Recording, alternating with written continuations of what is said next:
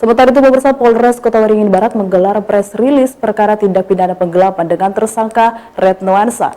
Tersangka merupakan residivis kasus yang sama pada tahun 2017 lalu.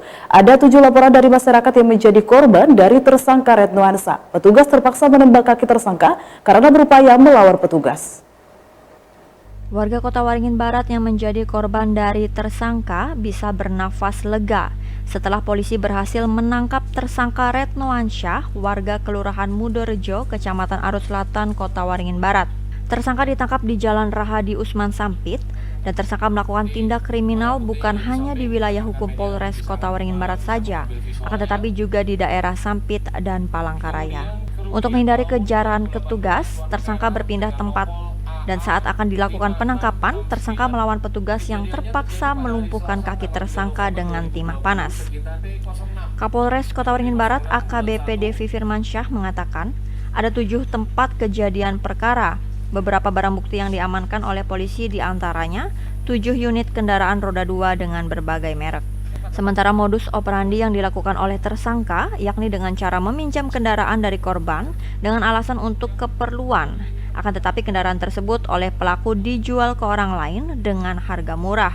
Kemudian uang dari hasil kejahatan digunakan untuk berfoya-foya ke daerah Banjarmasin. Perkara yang terjadi adalah tindak pidana penggelapan ya dengan tersangka saudara R.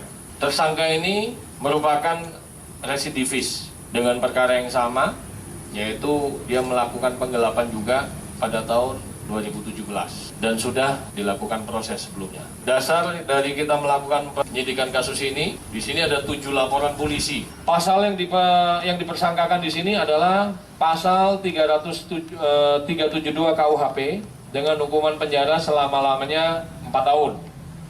Kemudian pengakuan dari si tersangka sendiri, uang dari hasil kejahatan yang dipergunakan itu dipergunakan untuk jalan-jalan ke Banjar dan foya-foya. Devi menambahkan, tersangka dijerat dengan pasal 372 KUHP. Kemudian bagi warga yang merasa pernah kehilangan kendaraan roda 2 atau yang pernah ditipu oleh tersangka, bisa melaporkan diri ke kantor polisi terdekat dengan membawa dokumen kendaraan seperti BPKB.